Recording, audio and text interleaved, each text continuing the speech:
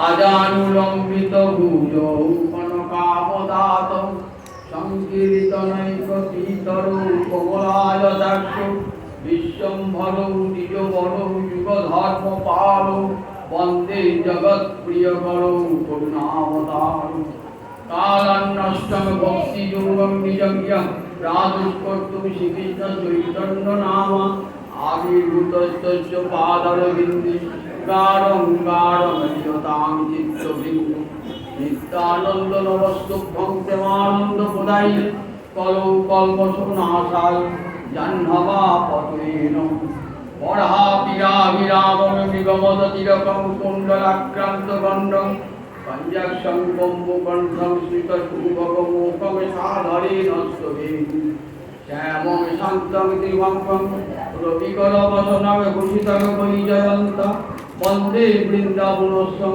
যুবতী শতপ্রীতং ব্রহ্মগোপালবেশং মহাভাবস্বরূপাদং কৃষ্ণপ্রিয়াবরসি প্রেম ভক্তি প্রদে দেবী রাধিকে তাং নমাম্যহং বৃন্দাবৈ তুলসী দেবৈ প্রিয়া বৈ কেশবৈশ্চ চ কৃষ্ণ ভক্তি প্রদে দেবী সত্যবত্যৈ নমো নমঃ বাঞ্ছাকল্পতরুভ্যশ্চ কৃপা সিন্ধুভ্যেব চ পতিতানাং পাবনেভ্যো বৈষ্ণবেভ্যো নমো নমঃ তুলসীকাননং যত্র যত্র পদ্মবনানি চ পুরাণপঠনং যত্র তত্র সন্নিহিতোঃ জয় রূপ সনাতন ভট্ট রঘুনাথ শ্রীজীব গোপাল ভট্ট দাস রঘুনাথ এই ছয় গোসাঁয়ের করি চরণ বন্দন যাহা হইতে বিঘ্ননাশ অভীষ্ট গুণাৎ নারায়ণ নমস্কৃত্য নরং চৈব নরোত্তমং দেবীং সরস্বতীং ব্যাসং ততো জয়ং উদীরয়েৎ নমো ধর্মায় মহতে নমো কৃষ্ণায় বেদতে ব্রাহ্মণেভ্যো নমস্কৃত্য দর্পান পক্ষে সনাতনং বন্দেহং শ্রীগুরো শ্রীযুতপদকমলং শ্রীগুরুং বৈষ্ণবাংশ্চ শ্রীরূপং সাগ্রজাতং সহগণ রঘুনাথান্বিতং तं সজীবং সাদ্বৈতং সাবধূতং পরিজনসহিতং শ্রীকৃষ্ণ চৈতন্যদেবং রাধা কৃষ্ণ পাদাং সহগণ ললিতা বিশাখান্বিতাংশ্চ গুরবে গৌরচন্দ্রায় রাধিকায় তদালয়ে কৃষ্ণায় কৃষ্ণভক্তায় তদ্ভক্তায় নমো নমঃ দিনাদো মুরারে নিষাদো মুরারে দিনার্থে মুরারে নিষার্থে মুরারে দিনান্তে মুরারে নিশান্তে মুরারে তবে গতির্ন অনর্পিত চলে গেছি করুণায়াবতীর্ণ করো সমর্পয়ত উন্নত উজ্জ্বল রসামে সভক্তি শ্রিয়ং হরিপুরট সুন্দর দুতি কদম্ব সন্দীপিত সদা হৃদয়কান্তরে সুরতু বচচিনং অদ্বৈত প্রকটীকৃত নরহরি কৃষ্ণ স্বরূপ প্রিয় নিত্যানন্দ সক সনাতন গতি শিরূপহিত চেতন লক্ষ্মী প্রাণপতি গদাধর সল্লাসী জগন্নাথ সাঙ্গ কাঙ্ক সপার্ষদ সরতাং দেবচিনন্দন সংকীর্তনামৃতরসে রমতে মনস্যে প্রেমাম্বুধৌ বিহরণে যদি চিত্তবৃত্তি চৈতন্যচন্দ্র চরণে শরণাং প্রয়াতু হরে কৃষ্ণ কৃষ্ণ কৃষ্ণ হরে হরে হরে রাম রাম রাম হরে হরে নিগম কল্পতরুরে গলিতক কর শুভমুখাদি অমৃত দ্রব সংযুতং পিবত ভাগবতমে রসমালয় মুহুরহু রসিকা ভুবি ভাবনা নিত্যানন্দ সহিত গৌরাঙ্গ জয় জয় শুনলে চৈতন্য কথা ভক্তি লভ্য হয় পিতাই গৌরী সীতানাথ প্রেমানন্দে একবারে হরি হরি পিতাই গৌরী সীতানাথ প্রেমানন্দে একবার হরি হরি বল পিতাই গৌরী সীতানাথ প্রেমানন্দে একবার হরি হরি হইয়াছেন হবেন আমার মহাপ্রভুর যত দাস, সবার চরণ বন্দী দন্তে করি গান। ভজ শ্রীকৃষ্ণ জয় কৃষ্ণ প্রভু নিত্যানন্দ শ্রী অদ্বৈত গদাধর শিবাচার্য গৌরী ভক্ত বৃন্দ। জয় জয় জয়।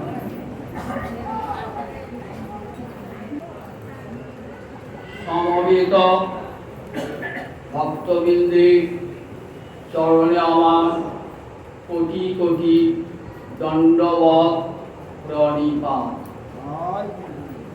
আজ আন্তর্জাতিক মাতৃ দিবস, তাই পৃথিবীর সমস্ত জননীর চরণে কোটি কোটি প্রণাম।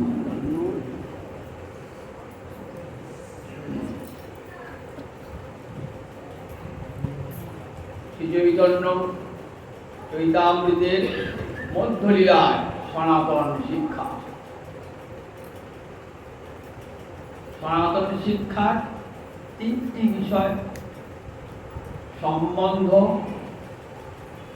অভিধেয়, প্রয়োজন। অভিধেয় তত্ত্ব আপনাদের শোনাচ্ছি বেশ কয়েকটি সপ্তাহ ধরে। এগুলি এত বিস্তৃত ব্যাখ্যার অপেক্ষা রাখে যে হয়তো শুনতে শুনতে অনেক শ্রোতার ধৈর্যচ্যুতি ঘটতে পারে। তথাপি এই কথাগুলি না বললে নয়। চৈতন্য চৈতামৃত এ কত আদরের গ্রন্থ, কতখানি মূল্যবান গ্রন্থ, এটি না জানলে পারে আপনার সেই শ্রদ্ধাটা আর পাঁচটা গ্রন্থের মতো না। চৈতন্য চৈতামৃত পড়লে পারে ভাগবত পড়া হয়ে যায়, গীতা পড়া হয়ে যায়, রামায়ণ পড়া হয়ে যায়, মহাভারত পড়া হয়ে যায়, সমস্ত পুরাণ পড়া হয়ে যায়। একটা গ্রন্থ যেন সর্বশাস্ত্র সম্পূর্ণ। একটা গ্রন্থের মধ্যে সব শাস্ত্রের নির্যাস। আমাদের তো পরমায়ু অল্প, আর সব শাস্ত্র পড়া সম্ভব আমাদের। এক মহাভারত করতে যান, লক্ষ শ্লোকী মহাভারত 18টা পর্ব, কত সময় লাগে বলুন? তারপর রামায়ণ, তারপর পুরাণ, দীর্ঘ সময়ের প্রয়োজন। এই কবিরাজ গোস্বামী খুব সংক্ষেপে যাতে সবাই সমস্ত শাস্ত্রের সারমর্ম জানতে পারে, তাই জন্য কবিরাজ গোস্বামী পারে গরম ধরেছেন চৈতন্য চৈতন্য। সমস্ত শাস্ত্রের সার কথাটুকু শুনিয়ে দিয়েছেন নির্যাস। আপনারা তো গীতা পড়েন, এই গীতার নির্যাসটুকু তেমন মহাপ্রভু মুখ দিয়ে বলাচ্ছেন কবিরাজ গোস্বামী মহাপ্রভু। আমরা গীতায় কি দেখি? গীতার 18টা অধ্যায়, 3টে শতকে ভাগ। প্রথম কি? কর্মকাণ্ড। দ্বিতীয় কি? ভক্তিকাণ্ড। শেষের কি? জ্ঞানকাণ্ড। এই ভাগটা কোথায়? এখানে যখন যদি গীতা করতে আরম্ভ করেন তাহলে দেখবেন সেখানে নিষ্কাম কর্ম করতে বলেছেন, জ্ঞান সাধন করতে বলেছেন, যোগ সাধন করতে বলেছেন, সব শেষে ভক্তির কথা বলেছেন। এখন এতগুলি কথা গীতায় পড়ে আমাদের মনে হবে যে কোনটা করবো? নিষ্কাম কর্ম করবো, যোগ সাধন করবো, না জ্ঞান সাধন করবো, না ভক্তি সাধন করবো? কোনটা সবচেয়ে শ্রেষ্ঠ? শিক্ষিত আকার দেখিয়েছেন জগতে, ধীরে ধীরে দেখাচ্ছে যে দেখো নিষ্কাম কর্ম যদি একবারে করতে না পারো, শাস্ত্র বিহিত কর্ম করো, নিত্য নৈমিত্তিক কর্ম। কর্মে তো ভাগ আছে, নিত্য কর্ম, নৈমিত্তিক কর্ম, কাম্য কর্ম। নিত্য কর্ম প্রত্যেক বর্ণের এবং প্রত্যেক আশ্রমে 4টে বর্ণ, ব্রাহ্মণ, ক্ষত্রিয়, বৈশ্য, শূদ্র, আর 4টে আশ্রম, ব্রহ্মচর্য, গার্হস্থ্য, বানপ্রস্থ, সন্ন্যাস। তাহলে 4টে বর্ণের এবং 4টে আশ্রমের কতগুলো ধর্ম আছে, সেই ধর্মগুলো আমাদের শাস্ত্রবিহিত ধর্ম। যতদিন সংসারে সেগুলি পালন করতে হবে। সেই বলেন এইবার গীতা শেখা যায়, দেখো কর্ম করবো বটে, কর্মটা কেমন করবে, কর্মবন্ধন আনে, ঠিক কথা, কিন্তু কর্মবন্ধন আনে না, কর্মে আসক্তি বন্ধন আনে। আসক্তি ত্যাগ করে কর্ম করো বলে সেই কর্ম আর বন্ধন আনবে না। কর্মী তখন জ্ঞানীর ভূমিকায় আরোহণ করবে, যে আমার কর্ম নয়, এই কর্ম গোবিন্দের কর্ম, আর আমি তো কর্ম করি না, প্রকৃতি কিলমান আনি গুণেই কর্ম আমি সর্বস্ব, প্রকৃতি গুণ আমাদের এই কর্ম করাচ্ছে। তখন জ্ঞানীর কর্ম হয়ে যায়, আবার সমস্ত জ্ঞান গিয়ে ভক্তি সাগরে মিলিত হয়ে যায়। তাই এখানে মহাপুরুষ সনাতনকে বলছেন, দেখো পূর্ব আজ্ঞা করেছেন কি না, পূর্ব আজ্ঞা কর্ম যোগ জ্ঞান, কর্মযোগ ভক্তি জ্ঞান, সর্বশেষে এই আজ্ঞা সাধি বলবান। এতগুলি কথা কর্ম যোগ জ্ঞান সব বলার পর সব শেষে কি আজ্ঞা দিলেন, বললেন অষ্টাদশ অধ্যায়ে উপসংহারে বলছেন, অর্জুন সর্ব উচ্চতম ভুয় শিরুমে পরমং, তুমি আমার একান্ত প্রিয়জন, তাই তোমাকে আমি সবচেয়ে গোপনীয় কথাটি বলছি। অর্জুন তো শুনছেনই, আবার বললেন ভুয়ো, আবার শোনো, মানে ভালো করে মন দিয়ে শুনো। মনমনা ভব মদ ভক্ত মজ্জাজি মাং নমস্কু আদিশ্বরী, এইটি ভগবানের শেষ উপসংহার বাক্য। আমাকে মনটা দিয়ে দাও, না পারলে আমার ভক্ত হও, আমার শ্রবণ কীর্তন করো, না পারলে আমার অর্জন করো, না পারলে শেষকালে আমার একটা নমস্কার। এই সব ভক্তি কথা। তাহলে আগেকার যে আজ্ঞাগুলো, সেই আজ্ঞাগুলো আর বলবান থাকলো না। শেষ যে আজ্ঞাটি, এই আজ্ঞা সর্বশেষ আজ্ঞা বলবান আজ্ঞা। শাস্ত্রে বলেছে পূর্ববিধি অপেক্ষা পরবিধি বলবান।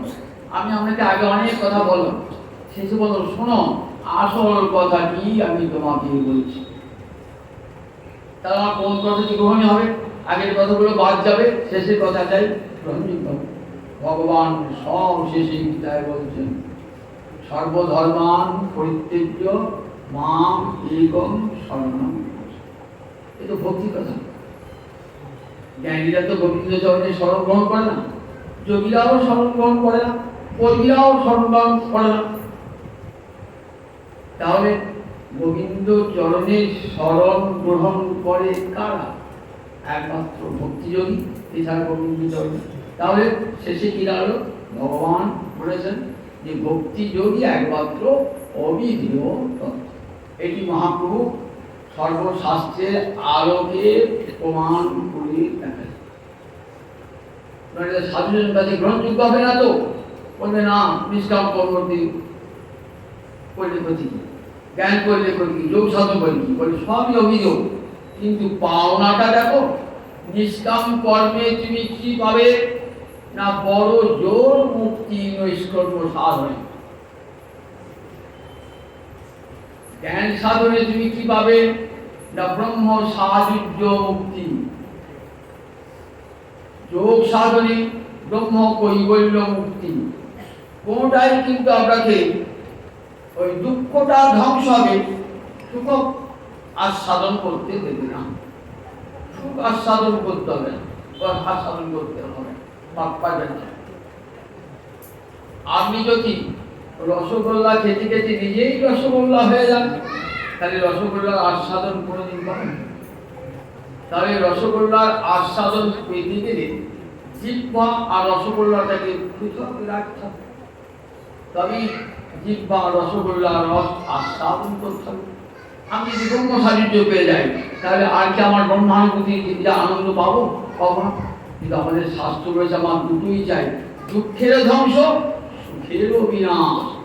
দুঃখেরও ধ্বংস, আর দুঃখের ধ্বংস সুখেরও প্রাপ্তি, দুঃখের বিনাশ সুখ প্রাপ্তি। দুঃখটাকে ধ্বংস আর সুখ যেন পাওয়া যায়, দুটি তো আমার চাই। শুধু দুঃখ ধ্বংস হলে হবে না, সুখকে পেতে হবে।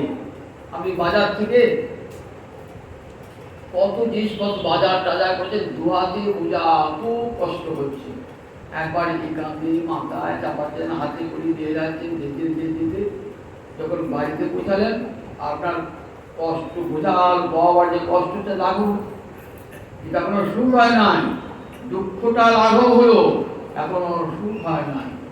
এইবার ঘরে বসে শীতকালের দিনে সোফায় বসে এক কাপ চা, গরম চা বসে খাচ্ছেন, সুখ আস্বাদন হচ্ছে।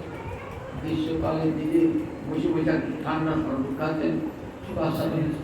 আমি তো দুটোই চাই, যে আমার দুঃখের পরিসমাপ্তি, সুখের প্রাপ্তি। ভক্তিতে কি হয়? সমস্ত দুঃখেরও বিনাশ, আবার সুখেরও প্রাপ্তি। অন্য যে সাধন করি কর্ম যোগ জ্ঞানে কি হয়? দুঃখের বিনাশ হয়, কিন্তু সুখের প্রাপ্তি হয় না। তাই ভক্তি হলো অভিধ তত্ত্ব। আবার দেখুন, কর্ম জ্ঞান যোগ এরাও কিন্তু ভক্তি অধীন। ভক্তির কৃপা ছাড়া এরা ফল দান করতে পারে না। ভক্তি মুখ নিরীক্ষক কর্ম যোগ জ্ঞান, ভক্তি মুখ নিরীক্ষক কর্ম যোগ জ্ঞান। ভক্তির মুখ মানে যে আছে কর্ম, যোগ এবং জ্ঞান। ভক্তি কৃপা না করলে পারে কর্মী, জ্ঞানী, যোগী তাদের ফল লাভ করবেন না। কিন্তু ভক্তি কার মুখের মানে চেয়ে নাই, কর্মের নয়, যোগের নয়, জ্ঞানের নয়। ভক্তি স্বাধীন, স্বতন্ত্র। সেদিক থেকে দেখুন ভক্তি অভিধ তত্ত্ব। আবার যদি অধিকারী ভেদ করেন, তাহলে দেখবে দেখুন ভক্তি মায়ের পেটে যে সন্তানটা আছে সেও ভক্তির অধিকার। সে কি করবে মায়ের পেটে? বলে প্রহ্লাদ তো মায়ের পেটের থেকেই ভক্তি সাধন করেছে। জন্মগ্রহণ করি একবারে ভক্তি নিয়ে জন্মিয়েছেন প্রহ্লাদ। আবার দেখুন প্রহ্লাদ জাতিতে ব্রাহ্মণ নয়, উঁচু দেবতাও নয়, সে তো দৈত্য বলে জন্মিয়েছে। তাহলে বয়সের বিচার নাই, জাতিরও বিচার নাই। ভক্তি যে কোনো বয়সেই ভক্তি অঙ্গ সাধন করা যায়, কিন্তু জ্ঞানে, যোগে, যজ্ঞাদি কর্মে সবার অধিকার আছে? সবার অধিকার নেই। আপনি যাগযজ্ঞ করবেন, সেখানে শুধু ব্রাহ্মণ অধিকার, সেখানে স্ত্রী শূদ্রের অধিকার নেই। জ্ঞান সাধন করবেন, জ্ঞান সাধন করতে কতগুলো স্তর পার হতো, সব বেদ জানতে হবে, আপনাদের অর্থ জানতে হবে। সম, দম, তিতিক্ষা, উপরতি, ইহামূত্র, গর্ভ, বিরাগ, এইসব পেরিয়ে জ্ঞান সাধন করতে হবে। কদিন পারবেন? নদীতে যে নদী পার হলে ডুবেই যাবে। যোগ সাধন করেন, অষ্টাঙ্গ যোগ ক্রিয়া, সেও করতে করতে এবার রোগ ধরে গেল, যোগ সাধন আমার হলো না। এমন বড় যোগ উপযুক্ত শিক্ষা এখানে যোগ সাধন করা হলো না, এবং শুনতে যান বড় যোগ সাধন যদি নিশ্চিতভাবে হয় তাহলে মুক্তি হবে। তাই সবার সে অধিকার হয় না, কিন্তু ভক্তিতে সবার অধিকার, সার্বজনীন অধিকার। ব্রাহ্মণ, ক্ষত্র, বৈশ্য, শূদ্র বিচার নাই, নর নারী বিচার নাই, বালক বৃদ্ধ বিচার নাই। সর্বধর্মের মানুষ, সর্বশ্রেণীর মানুষ, সর্বসম্প্রদায়ের মানুষ গ্রহণ করতে পারে। যেটা সার্বজনীন সেটাই হবে অভিধ তত্ত্ব, যেটা সবাই পাবে। ভক্তি অঙ্গ জায়ন সবাই করতে পারে। কাজে ভক্তি অঙ্গটাই অভিধ তত্ত্ব, এটাই মহাপ্রভুর বক্তব্য। এই ভক্তি যতগুলো সাধন মার্গ আছে তার মধ্যে ভক্তি মার্গই সবচেয়ে শ্রেষ্ঠ। এ কথা বহু মনীষী স্বীকারই করেছেন যে ভক্তি ছাড়া জ্ঞানও ফলদান করতে পারে না, যোগও ফলদান করতে পারে না। তাই ভক্তি সাধন শিরসী। ভক্তি হৃদয়নং নয়তি, ভক্তি হৃদয়নং দর্শয়তি, ভক্তি উপনিষদ বলছেন ভক্তি কোথায় নিয়ে যায়? ভক্তি নিয়ে যায় ভগবানের কাছে। সাক্ষাৎ ভগবানকে দেখায় ভক্তি, জ্ঞান দেখাতে পারে না, শুধু অনুভূতি করায়। জ্ঞানের ক্ষমতা নাই যে ভগবানকে দেখাবো। জ্ঞানের ক্ষমতা কতদূর বলেন? ওই ভগবানের বৈঠকখানা পর্যন্ত। ঠাকুর আপনাদের একটা সুন্দর উদাহরণ দিয়েছেন। স্বামী স্ত্রীতে চললেন এক কুটুম বাড়িতে, খুব চেনাশোনা না, অচেনা কুটুম বাড়িতে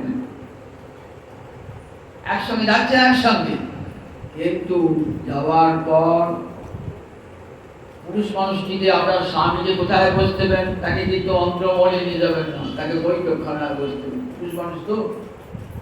আর স্ত্রীটি কোথায় নিয়ে যাবেন, একেবারে অন্তরমহলে নিয়ে যাবেন। তার পুরুষটি কিন্তু ভিতরে ঘরে কি আছে সেসব কিছুই দেখতে পেল না। নারী কিন্তু হাড়ির খবর দিয়েছে, সংসারে ঢুকলে হাড়ির খবর দিলেন, লোকটার কটা ছেলে কটা মেয়ে, কেমন পারস্পরিক সম্পর্ক কেমন, সব ফুটিয়ে খাটিয়ে দিলে। তারা যখন বললেন জ্ঞান আর ভক্তি এরকম একসঙ্গে আছে তো, যে যদি জ্ঞান কোথায় গাড়ি করে, তা বললেন জ্ঞানের ওই ভগবানের বৈঠকখানা, সেটা কোথায়, সিদ্ধ লোক, বিরজার পারে আছে সিদ্ধ লোক। জ্ঞানী জ্ঞান সাধন করে মুক্ত হয়ে কোথায় যান, ওই সিদ্ধ লোক। সে বৈকুণ্ঠও যায় না, বৈকুণ্ঠও যায় না। কোথাও শুনেছেন যে জ্ঞানী বৈকুণ্ঠে গিয়েছেন, জ্ঞানী গোলকে গিয়েছেন? ভক্ত যায় বৈকুণ্ঠে, ভক্তি যায়, অর্থাৎ ভগবানের বাড়িতে ঢুকে পড়ে। ভগবানের বাড়ি কোথায়, বৈকুণ্ঠ গোলক, সেখানে ভক্তি মহারানী চলে যান। সেখানে জ্ঞান যায় না, যোগও যায় না, কর্মও যায় না। তাহলে কোনটি শ্রেষ্ঠ বিচারে, একমাত্র ভক্তি সর্বশ্রেষ্ঠ। বলছে এই আজ্ঞা বলে যদি কারুর শ্রদ্ধা হয়, সর্বকর্ম ত্যাগী সে শ্রীকৃষ্ণ ভজন। ভগবান নিজেকে কি বলেছেন, মনমনা ভব, আবার সর্বধর্ম মাম একং শরণং ব্রজ, নিজেকে কি বলেছেন। এই আজ্ঞা বলে যদি আপনার শ্রদ্ধা হয়, যদি কারোর কোনো ভাগ্যক্রমে শ্রদ্ধা হয়, সে সর্বকর্ম ত্যাগ করে শ্রীকৃষ্ণ ভজন। তখন সে কি করে, সমস্ত কর্ম ত্যাগ করে একমাত্র কৃষ্ণ চরণে আশ্রয় গ্রহণ করে। কৃষ্ণ চরণে আশ্রয় গ্রহণ করে। বললেন তাহলে অন্য কোনো দেব দেবীরা অন্য কোনো কথা না, কেন করেন না? তারা জানেন কৃষ্ণে ভক্তি করিলে সর্বকর্ম কৃত হয়। এই নাম শ্রদ্ধা। শ্রদ্ধা মানে, শ্রদ্ধা শব্দে কহে সুদৃঢ় বিশ্বাস। সুদৃঢ় বিশ্বাস অর্থাৎ গুরুবাক্যে, শাস্ত্রবাক্যে, সুদৃঢ় গীতার বাক্যে যদি আমার বিশ্বাস থাকে, তাহলে গীতায় তো অভয় দিয়ে বলেছেন সর্বধর্ম পরিত্যাগ করে আমার চরণে আশ্রয় গ্রহণ কর। এর জন্য যদি কোনো পাপ হয় অন্য ধর্ম ত্যাগ করার জন্যে, তাহলে আমি তোমাদেরকে সেখান থেকে মুক্তিদান করবো, মা সুযোগ। এত বড় অভয় বাণী পেয়েও যদি গৌ গোবিন্দের শ্রদ্ধা না জন্মায়, জানতে হবে সে কত। তাই বলেন এই আজ্ঞা বলে যদি কারুর শ্রদ্ধা হয়, সর্বকর্ম ত্যাগ করে সেই শ্রীকৃষ্ণ ভজন। কৃষ্ণের ভক্তি করিলে সর্বকর্ম কৃত। একটা ভাগবত উদাহরণ দিচ্ছে, যথা তরল মূল নিষে চলে ন তৃপ্পন্তি তস্কন্ধ ভূয় শাখা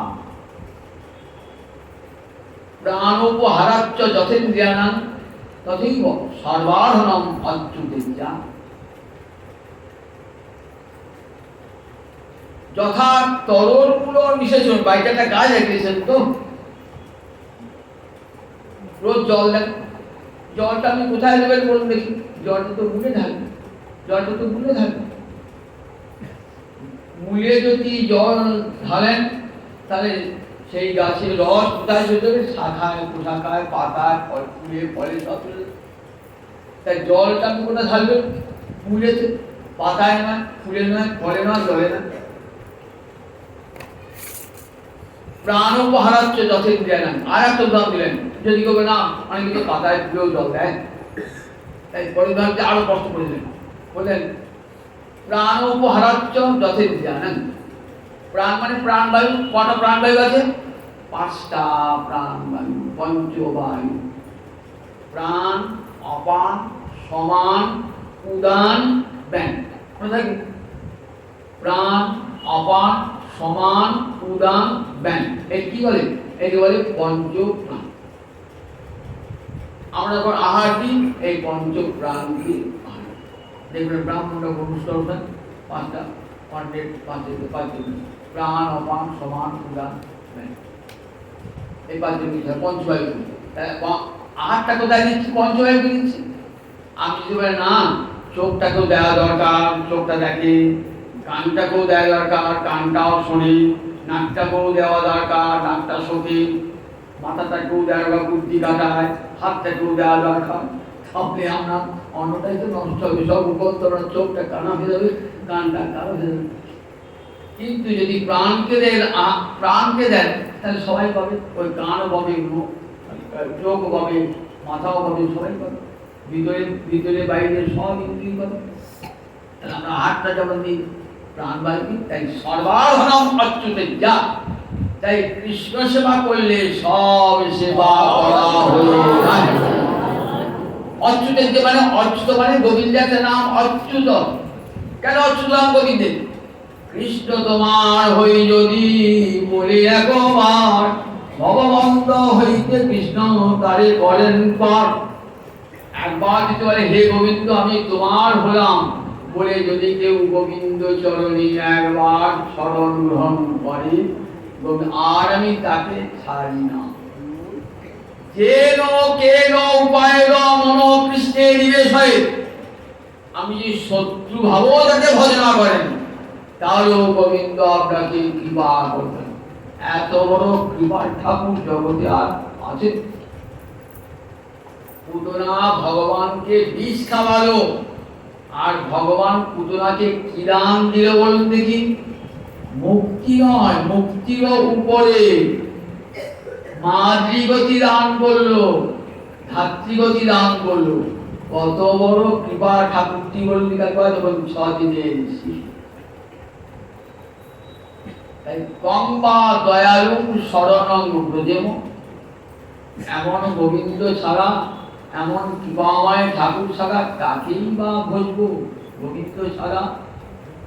যেন শিশুপাল ভগবানকে গাল দিল, অজস্র গাল দিল, শিশুপালের মুক্তি হয়ে গেল। গাল দিয়ে মুক্তি পাওয়া যায়? দেখুন একবার, ওই কোন ঠাকুরের গাল দিয়ে মুক্তি হবে? অভিশাপ হবে। আর গোবিন্দকে গাল দিয়ে মুক্তি পাওয়া যায়। একবার কথাটা গোবিন্দের স্পর্শ করলেই হচ্ছে। নিরাবরণ ব্রহ্ম, লম্ফ জ্বলছে, প্রদীপ জ্বলছে, প্রদীপের উপরে চিমনি নাই, প্রদীপটা শুধু জ্বলছে। একটা বড় মানুষ হাত দিল, তার হাতটা পড়লো, আপনাদের ছোট শিশু গেল, তার হাতটা পড়ে গেল।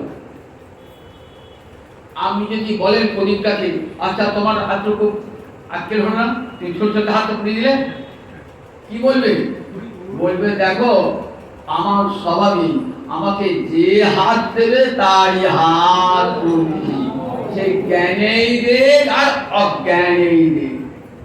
তাই আমাকে গালি দেখ আর আমাকে স্তুতিবাক্যই করুক, তার মুক্তি হয়ে যাবে। আমি যে নিরাবরণ ব্রহ্ম, নিরাবরণ ব্রহ্ম কৃষ্ণ। তাই সর্বাধনম অচ্যুতের যা, তাই গোবিন্দের সেবা সব দেব দেবীর সেবা। মহাভারতে বৈশম্পায়ন ঋষি বলছেন, পরীক্ষিতের ছেলে জন্মেজয়কে শোনাচ্ছেন মহাভারত। কে শোনাচ্ছেন? ব্যাসের শিষ্য বৈশম্পায়ন। 1 মাস ব্যাপী মহাভারত পাঠের ব্যবস্থা করেছেন। আপন বংশের ইতিহাস শোনবার ইচ্ছা হয়েছে জন্মেজয়। বৈশম্পায়ন বলছেন, আকাশাৎ পতিতং তোয়ং যথা গচ্ছতি সাগরং, তথা সর্বদেব নমস্কার গচ্ছতি কেশবং প্রতি। আকাশ থেকে যে জলবিন্দু পড়ল, সেই জলবিন্দুর গতি কোন দিকে? একবারে সাগরে গিয়ে পড়বে। কি করে বুঝবেন? জলের উপর জল দেন, জলের উপর জল দেন, জলের উপর জল দেন, জলটা গড়িয়ে গড়িয়ে নর্দমা, এই নর্দমা থেকে একবার গঙ্গা, গঙ্গা থেকে একবার মহানদী।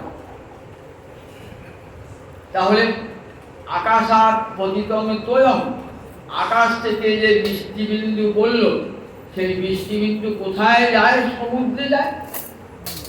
তেমনি গোবিন্দকে যদি প্রণাম জানান, সে যদি অন্য দেবদেবকে প্রণাম জানান, সর্বদেব নমস্কার, সে প্রণামটা কোথায় যায়? গোবিন্দ চরণে। সর্বদেব নমস্কার গচ্ছতি কেশবং। অন্য দেবদেবী বলেন যাও এই প্রণাম গোবিন্দের প্রাপ্য, তারা গোবিন্দকে প্রণাম। তাই সর্বাধনম অচ্যুতের যা, বলে গোবিন্দ সেবা করলে সব এই বাক্যে যদি দৃঢ় বিশ্বাস হয় বললেন, তাহলে এই শ্রদ্ধাটা মানে দৃঢ় বিশ্বাস, শ্রদ্ধা মানে দৃঢ় বিশ্বাস, শ্রদ্ধাবান জন হয় ভক্তি অধিকারী। শ্রদ্ধাবান লোক ছাড়া ভক্তি অধিকার ভক্তিতে প্রবেশ করা যায় না, ভক্তি রাজ্যে প্রবেশ করা যায় না। সৎ সেটাকে হৃদয়ে ধারণ করা, অর্থাৎ হৃদয়ে যা ধারণ করা যায় তারই নাম হলো শ্রদ্ধা। হৃদয়ে ধারণ করা মানে শুধু মুখে বললাম না, হৃদয়ে মেনে নিলাম, সেটি দৃঢ়ভাবে মেনে নিলাম যে গোবিন্দই সর্বস্ব, গোবিন্দ চরণে সর্বস্ব। এটা যদি মেনে নেয় তা বলেন এই শ্রদ্ধানুসারে 3 প্রকারের ভক্ত হয়: উত্তম অধিকারী, মধ্যম অধিকারী আর কনিষ্ঠ অধিকারী। উত্তম অধিকারী কাকে বলে? বলেন শাস্ত্র যুক্তিতে সুনিপুণ, শাস্ত্র যুক্তিতে সুনিপুণ, আবার গোবিন্দের দৃঢ় শ্রদ্ধা, দুটি তার আছে। যদি কেউ বলতে আসে, যুক্তি তর্ক করতে আসে, তিনি তাকে বৈদিক শাস্ত্রের প্রমাণ দিয়ে বুঝিয়ে দেবেন যে গোবিন্দই একমাত্র ধ্যেয় তত্ত্ব, কৃষ্ণ এব পরমেব তং ধ্যায়েৎ তং রসেৎ তং ভজেৎ। বৈদিক শাস্ত্রের প্রমাণ দিয়ে বুঝিয়ে দেবেন। আবার দৃঢ় শ্রদ্ধা, যতই তর্ক বিতর্ক করুক কিন্তু মনটা গোবিন্দ চরণ থেকে কখনো তার সরে আসবে না। এই হলেন উত্তম অধিকার, দৃঢ় শ্রদ্ধা। মধ্যম অধিকারী, শাস্ত্র জ্ঞান নাই কিন্তু দৃঢ় শ্রদ্ধা, অত শাস্ত্র পড়েন নাই কিন্তু গোবিন্দের দৃঢ় শ্রদ্ধা। গোবিন্দ সেবাতেই সব হয়, এই শ্রদ্ধাটা দৃঢ় হয়ে গেছে।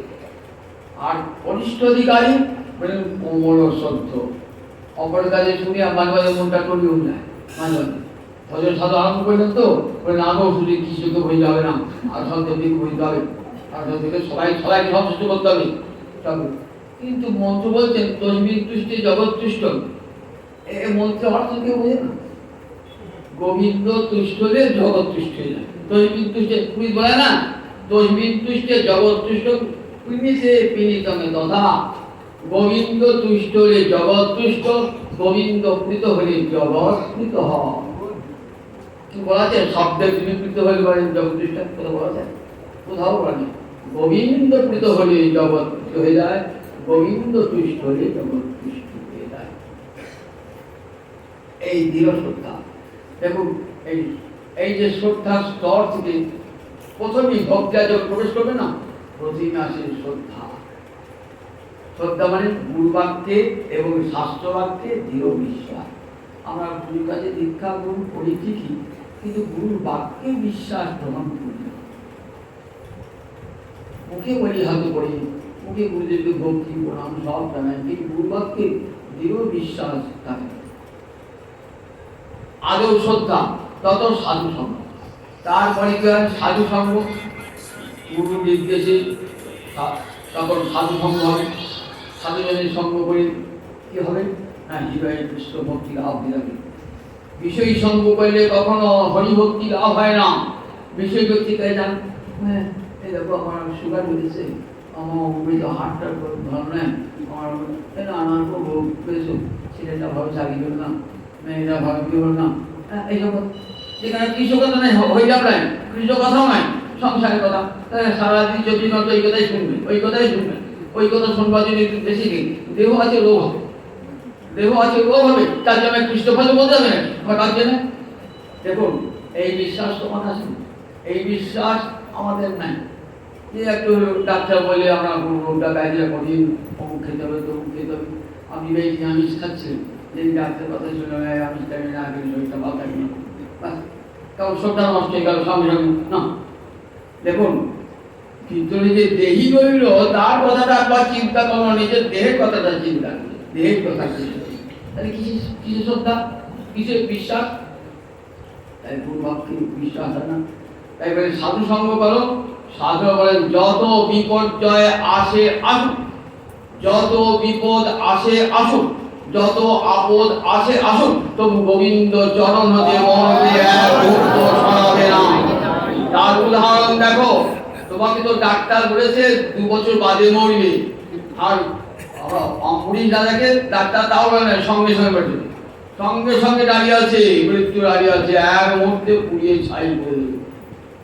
অম্বরীশ বাবা, আপনি মরে যাবো, দাদা বাবু দেখো, রানীকে ডাকি, ছেলে মেয়ে ডাকি, রাজ্য ভাগ করে দিই, তারপর তারপর ভেবেছে গোবিন্দ চরণ হতে এক মুহূর্ত মনটাকে সরান না, ওলহার মনটাকে এক মুহূর্ত গোবিন্দ চরণ হতে সরান না।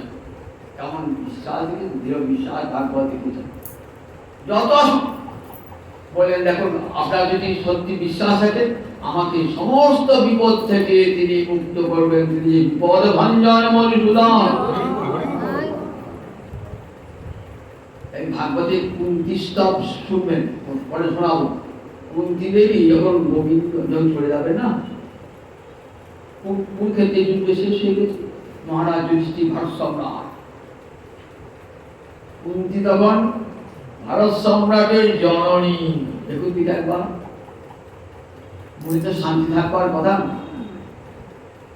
বলছে, পিসিমা এবার যাই, তোমার সব কাজ তো সম্পূর্ণ করে দিলাম, এবার যাই, আমার কাজ শেষ হলো। বললেন, নয়ন জলে হাসতে হাসতে বলছেন যে, বাবা তুই বলছি, মা পিসিমা আমার একটা বর আছে না, কি চাইয়ে বল বল, তুই যা চাইবে তাই দেবো। তা বললেন, বাবা আমাকে বর দিন। এই বরটা কি বর দে? বিপদ সন্তুতা সৎসৎ তত্ত্ব তত্ত্ব জগৎগুরু। হে জগৎগুরু গোবিন্দ, আমার বিপদটা চিরস্থায়ী হোক, সেই বিপদে যেন আমার বারবার আসে, যে বিপদে তোমার দেখা পাবো হরি, সেই বিপদে যেন আমার বারবার আসে। সম্পদ চাহি না প্রভু, সেই বিপদে যেন আমার বারবার আসে। মা, লোকে আমাকে সব সম্পদ চায়, মুক্তি চায়, ধন চায়, তুই বিপদ চাইছি কেন? তারপরে চাইবো না বৎস, আমার যখন বিপদ ছিল তখন তুমি সব সময় আমার ছেলেদের সাথে থেকেছো, আমার খোঁজ খবর নিয়েছো, সবসময় আমার কাছে কাছে থেকেছো। আর আজ আমার সম্পদের দিন, সুখের দিন, আজ তুমি আমাকে ছেড়ে চলে যাবে? আমি এই সম্পদ চাই না, এই সুখ চাই না। যে সুখে, যে সম্পদে গোবিন্দ হারাতে হয়, সেই সুখে সেই সম্পদে ধিক্কার।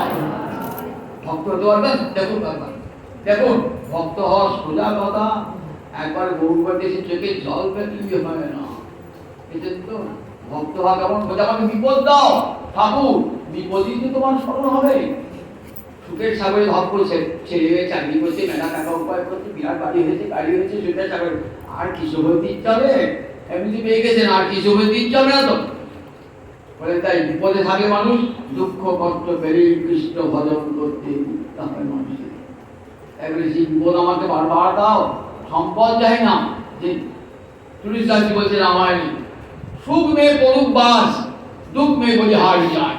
আমার সুখের মাথায় বাস পড়ুক, দুঃখ মে বলিহারি যায়, দুঃখ আসুক, যে দুঃখ পেলে বলে রামচন্দ্রের চরণ আমি প্রার্থনা। ভক্ত বলে, না দেখো, যত দুঃখ দাও না প্রভু, তোমার চরণ থেকে। ভক্ত জানেন, গোবিন্দ চরণে শরণাগতি গ্রহণ করলে তার বিনাশ হয় না, বিনাশ হয় না, বিনাশ হয় না। ভগবান গীতাবাক্যে প্রতিজ্ঞা করে বলেছেন, কৌন্তেয় প্রতি জানহিল আমি ভক্ত বিনশ্বতি। ওই কুন্তী নন্দন জগতে প্রতিজ্ঞা করে বলো, আমার ভক্তের কখনো বিনাশ হয় না, বিনাশ হয় না, বিনাশ হয় না।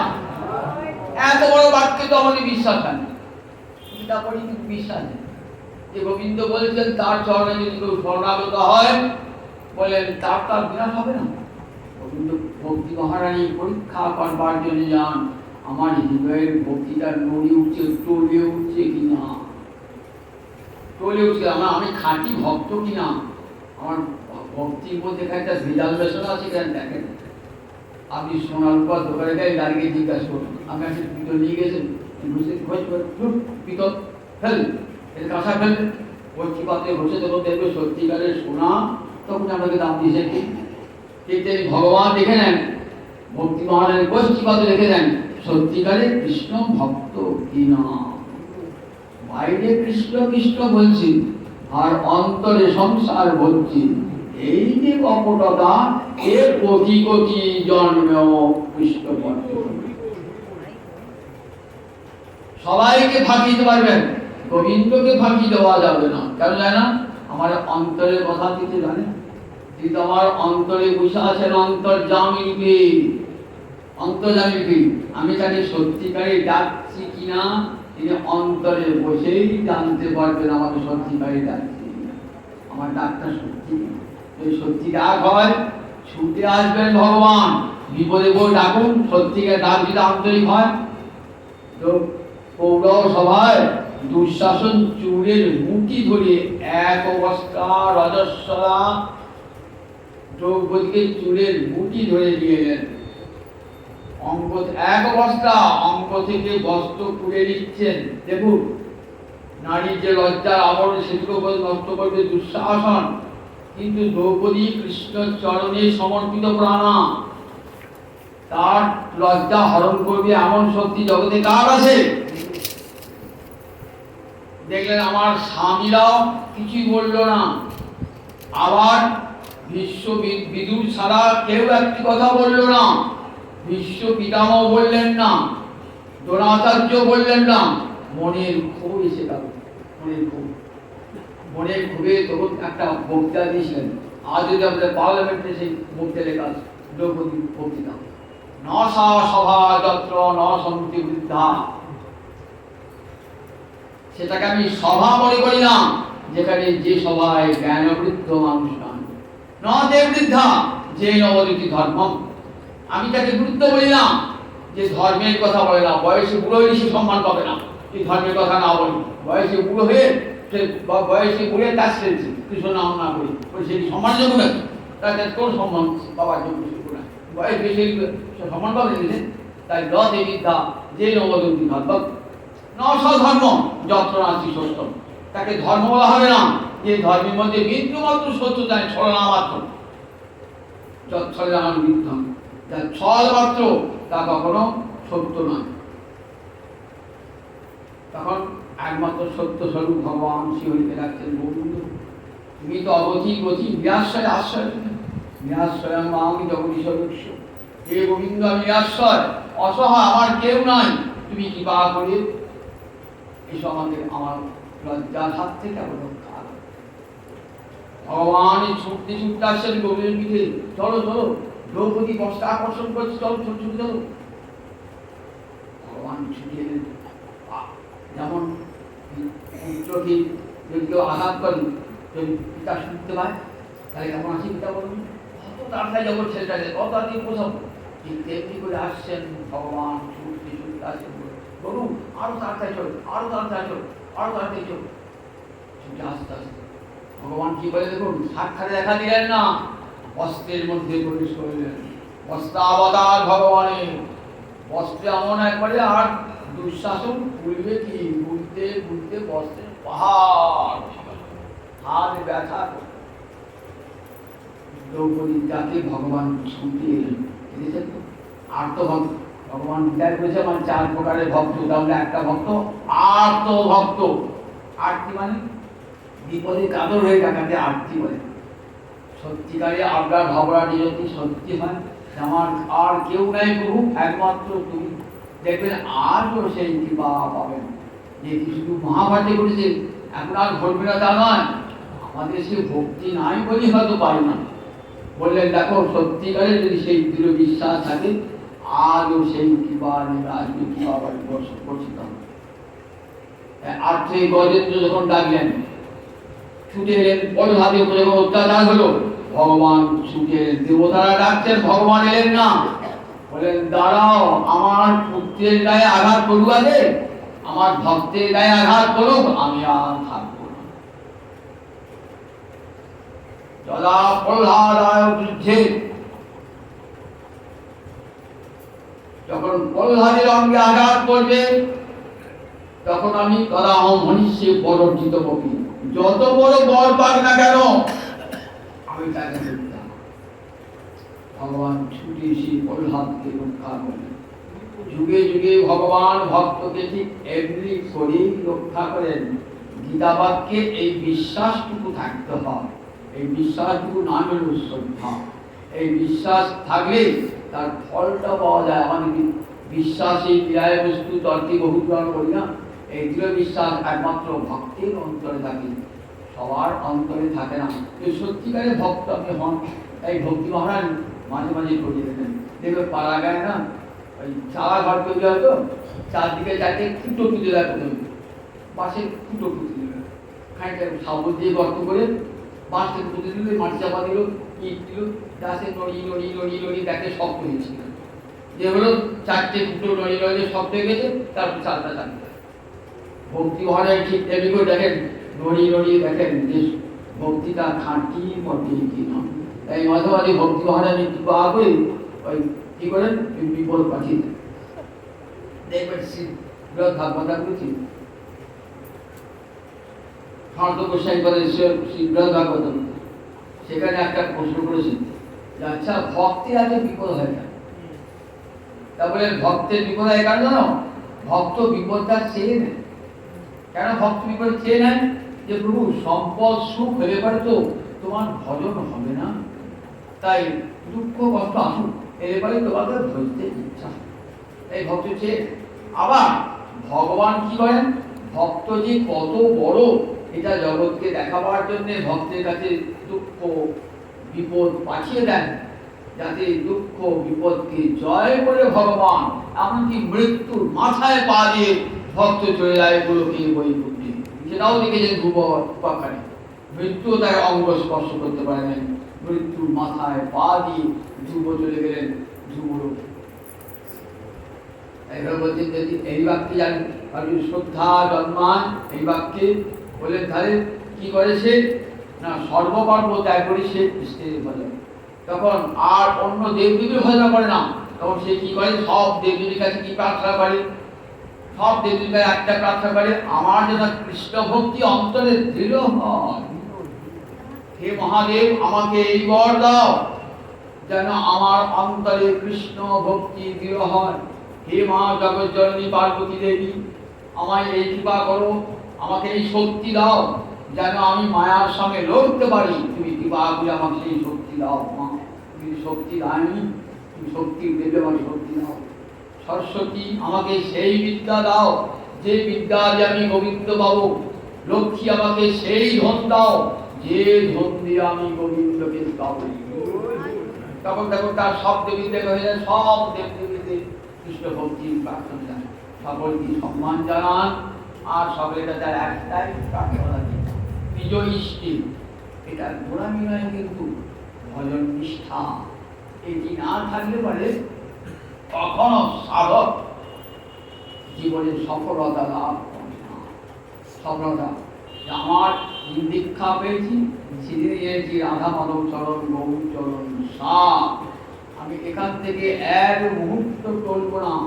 সব দেবদেবীর কাছে, সমস্ত মহাজনের কাছে, সমস্ত সম্প্রদায়ের সাধুদের কাছে আমার একটাই প্রার্থনা, আমার যেন কৃষ্ণ ভক্তি দৃঢ়। এছাড়া কৃষ্ণ ভক্ত আর কোনো প্রার্থনা করেন না, তারা কৃষ্ণ ভক্তি ছাড়া। এই কৃষ্ণ ভক্তি তাদের একমাত্র প্রার্থনা। মহাপুরুষ সন্তোষের উদ্দেশ্য করে বিশ্বজিৎকে এই শিক্ষা দান করলেন, এরকম এই নিষ্ঠা যদি থাকে তাহলে কি হয়, এই শ্রদ্ধা থেকে আদৌ শ্রদ্ধা, সাধু সঙ্গ, তারপরে ভজনের ক্রিয়া, তারপরে নিষ্ঠা, রুচি, তারপরে আসক্তি, তারপরে ভাব, তারপরে প্রেম লাভ হয়, ধীরে ধীরে ধীরে ধীরে লাভ হয়। এটা পরে ঠিক পরে শোনাবো। গৌরী